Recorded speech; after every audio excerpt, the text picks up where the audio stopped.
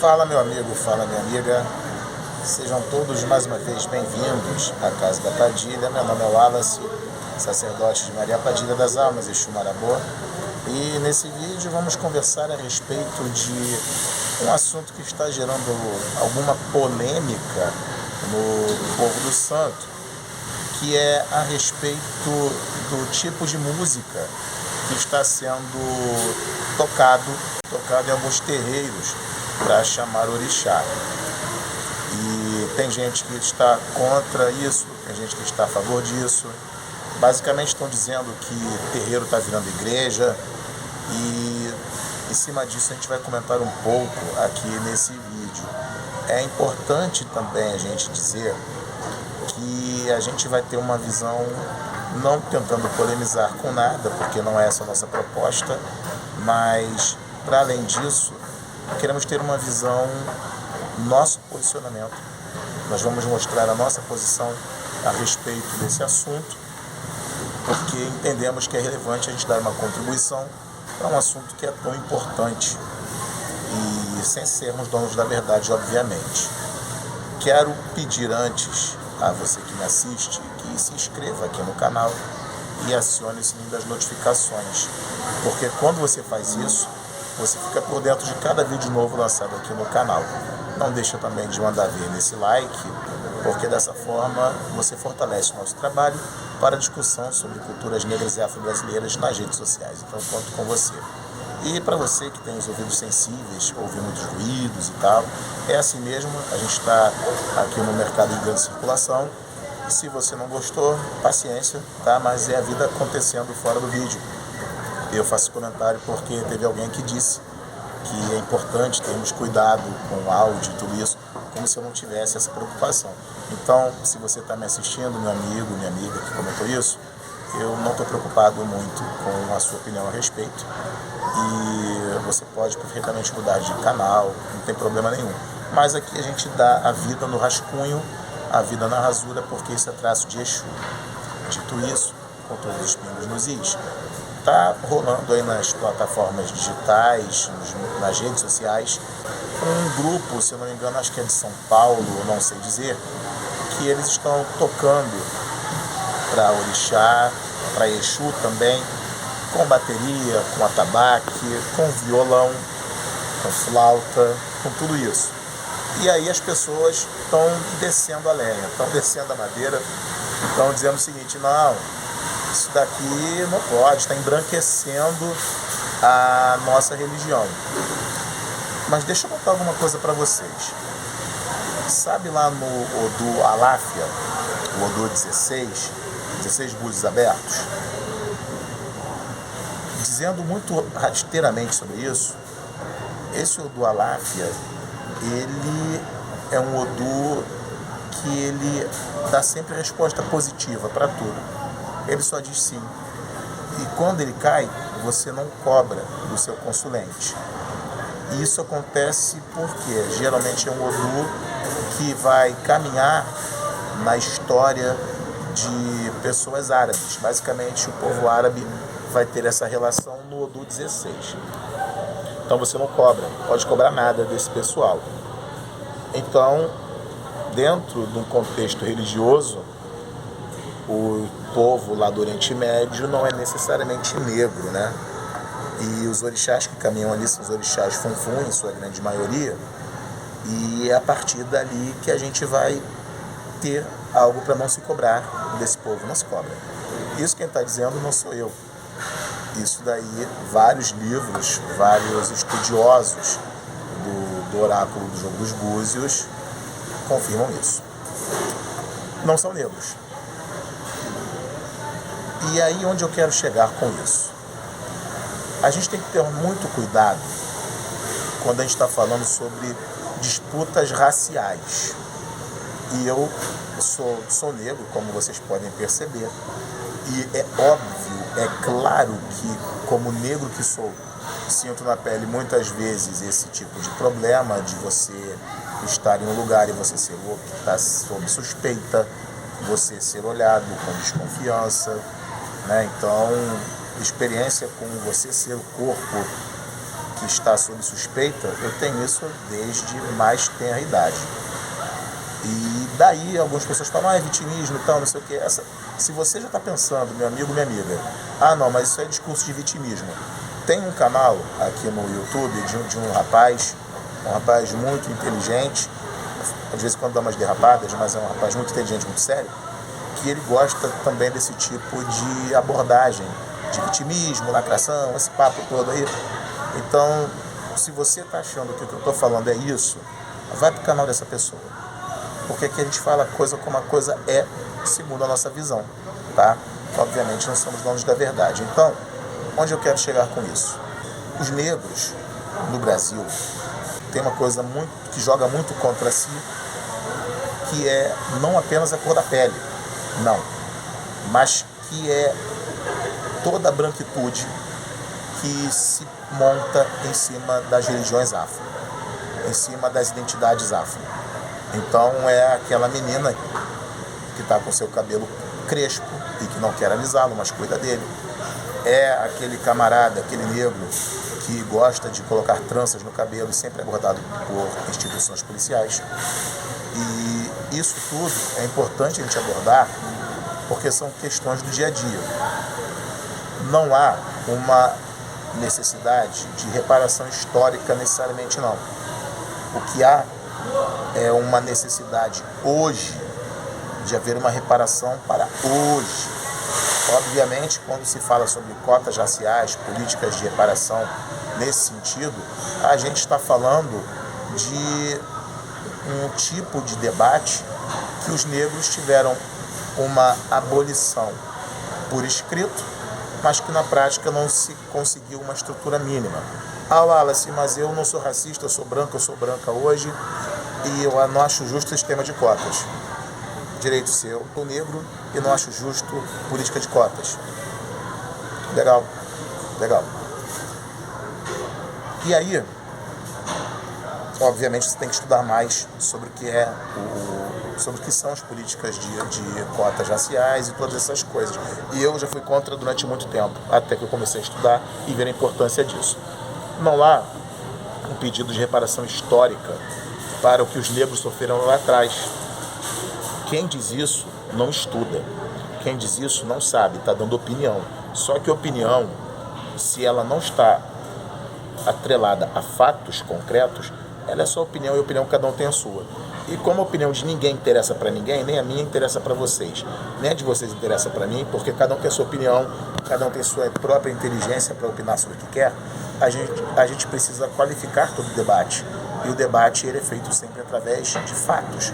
E o principal fato nesse contexto é as políticas de segurança pública, as políticas culturais e todo tipo de política voltada para os negros são, de alguma forma, voltadas contra os negros. Você chega numa escola, você fala sobre Xangô, as pessoas torcem no nariz, mas você fala sobre o filme da Marvel em que aborda Loki e que aborda o Thor, é absolutamente tranquilo. Então, isso tudo tem a ver com uma questão de racismo estrutural fortíssimo que acontece no Brasil.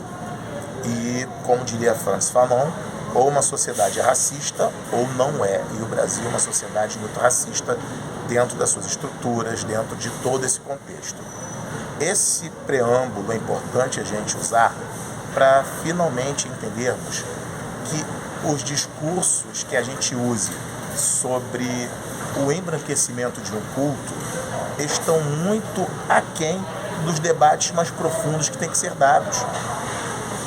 Um homem branco, ele é sim alguém que tem que ser um irmão que ajude a nossa caminhada, nós como negros, nós como pessoas que professam cultos negros e de negritude.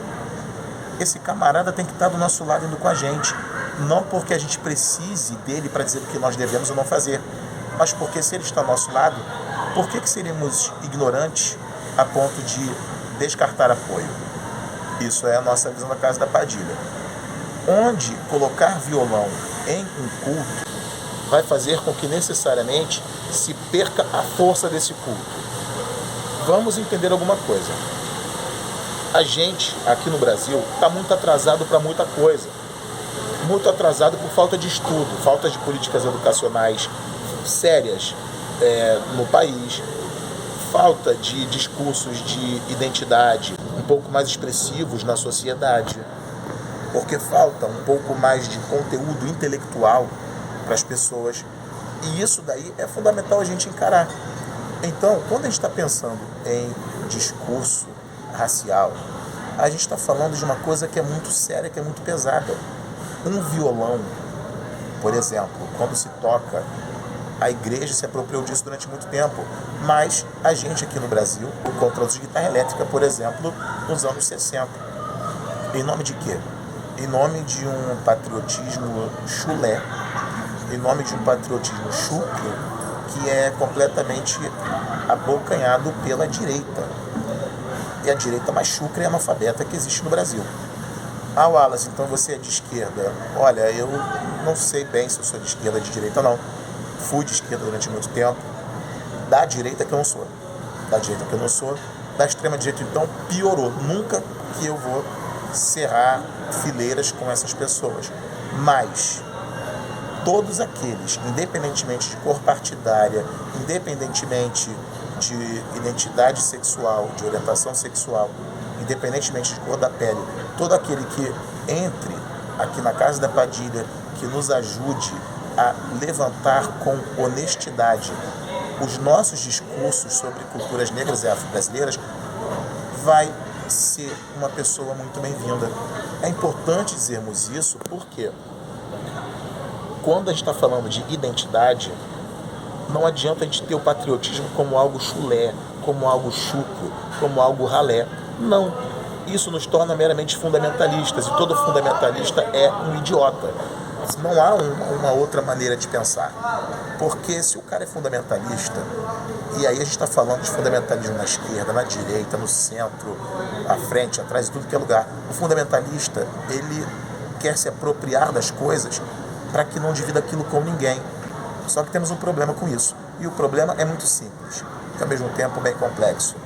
Quem foi que disse que é o fundamentalista quem define o que tem que ser feito ou não dentro de um culto? Então, o violão é o menor dos problemas. A grande questão é que as pessoas decidiram que vão falar mal daquilo que é diferente. Tá, as pessoas criticam o uso do violão, mas não entendem, mas acham absolutamente tranquilo que o Ossan, o deus das folhas, não seja cultuado em uma determinada religião afro-brasileira. Então, por conta disso, é para não se cultuar essa religião afro. Não tem nada a ver uma coisa com a outra. A religião cultua dessa forma. Então, quando a gente se coloca no ponto de dono da verdade, isso nos coloca num lugar muito perigoso, que é o lugar do fundamentalismo. Então, criticar quem está usando uma novidade, isso é sempre muito problemático para nós aqui da Casa da Padilha. Isso acontece porque a gente não pode pensar simplesmente que o violão é o problema. O problema é a falta do fundamento. E o fundamento não está no violão ou sem o violão. Acontece que falar mal de quem está tentando fazer alguma coisa, eu acho que não é muito justo. Exceto, obviamente, se a gente fala mal de alguém que disse que não vai fazer nada e, por não fazer nada, está fazendo prejuízo para muitas pessoas. Então a gente não precisa entender apenas a intenção da pessoa. A intenção da pessoa é muito louvável, claro, mas se a gente parar para pensar que na época em que os orixás começaram a ser cultuados na Terra, existiam poucos instrumentos musicais, quem é que não garante que hoje a nossa queridíssima Oxum não gostaria de ser seduzida, talvez, com um toque de harpa como o do rei Davi? Quem diz que não? Onde escutar o batuque, ali está Exu. Quer descobrir onde está Exu? Vai onde está o batuque. O batuque não precisa de instrumento, precisa de palmas. E quem foi que disse que a gente precisa tirar todos os elementos musicais que a modernidade nos permite para cultuar algo que é sagrado? O teu pai de santo, a tua mãe de santo. Então eu acho que isso não é muito o que atesta a veracidade ou não daquele culto. Não gostei daquele culto, não vou para lá. É simples, é muito claro na minha visão isso aí. Porque nós que cultuamos deuses negros e afro-brasileiros, nós não temos nunca a intenção de chegar e fazer proselitismo, né? De ir à caça, fazer campanha de pessoas que venham para o nosso lado, campanha de propagação da nossa fé. A gente não faz isso. A gente só age até de maneira muito reativa, porque quando a gente marcha para alguma coisa é para defender o nosso culto, que é sempre muito atacado. Então, o ataque ao culto por gente que caminha conosco, eu acho absurdamente improdutivo. Você não gosta, eu tenho certeza que aquele pai de santo, aquela mãe de santo, não foram na tua casa ligar para você para dizer que Exu te ama, que Pombagira te ama e que você precisa aceitar o novo culto, que é uma grande novidade. Não, ele está fazendo isso, o sacerdote, os líderes da casa, para cultuar o sagrado da maneira como eles entendem ser o mais viável. Se tem fundamento ou não, não é que cada um vai mexer na sua panela de qualquer jeito, não é isso. Claro que tem fundamento. E se você sai da religião, você não tem mais aquele fundamento. De modo que, se você é de candomblé, e isso não está no fundamento do candomblé, basta a casa não se apresentar como de candomblé e está tudo certo. Quem disse que o candomblé define tudo? Quem disse que é Umbanda que define tudo? Quem disse que é Ifá que define tudo? Quem diz que é Quimbanda que define tudo? Quem diz que sou eu quem define tudo?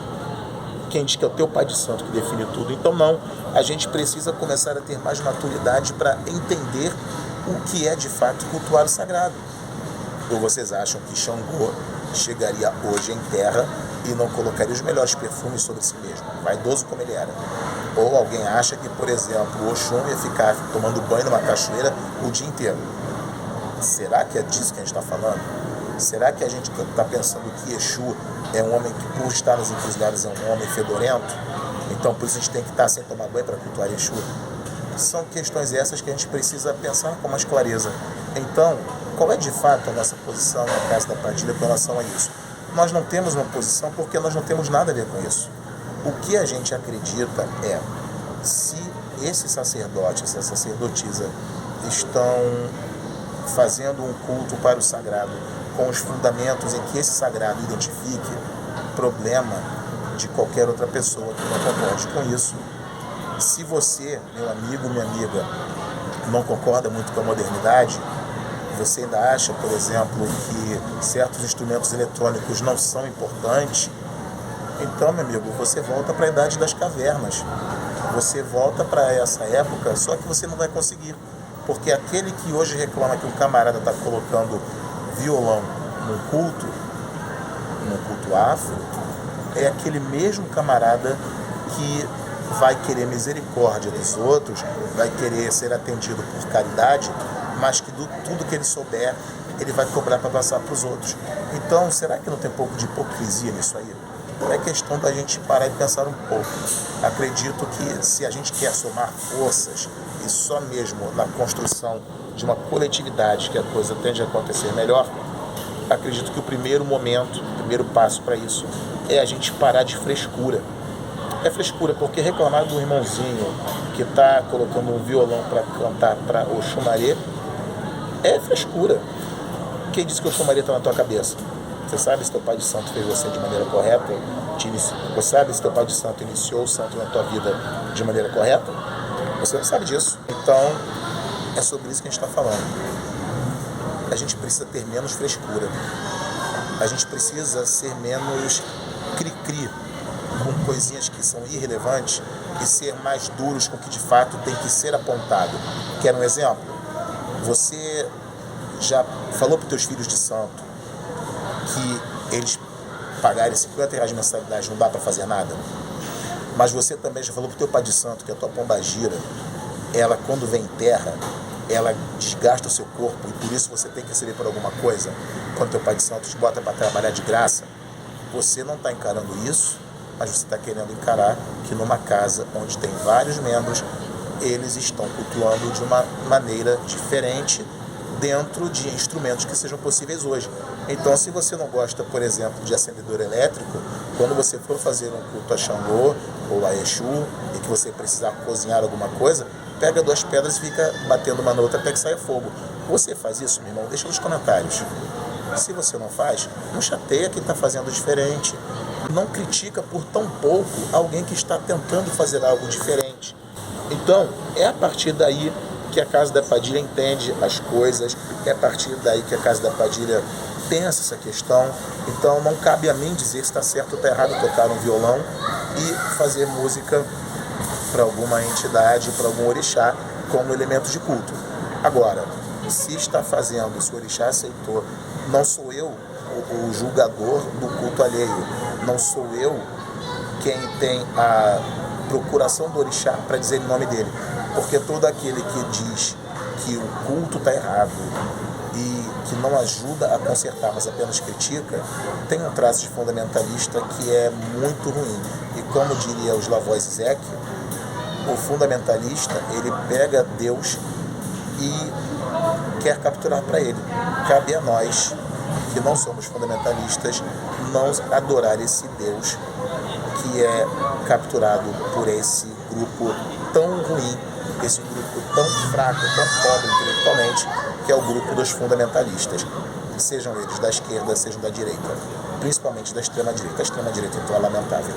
E para você, meu amigo, minha amiga, que não conhece teu Exu, não conhece teu Pombagira, entre em contato com a Casa da Padilha pelo telefone que está aparecendo aqui na sua tela e agende um jogo de búzios conosco. Você entra em contato com a minha equipe marca o jogo para você e eu faço o jogo para você de maneira online em tempo real. Antecipo que nosso jogo não é barato, nosso jogo não é caro também não. É um jogo no valor justo. É na troca da energia do dinheiro que as coisas acontecem na nossa vida, na vida de todo mundo. Deixa aqui nos comentários qual foi a novidade que a tua casa de santo fez e que causou mais estranhamento e foi mais atacada por todo mundo. Esses paladinos da moral são péssimos, lamentáveis, desnecessários.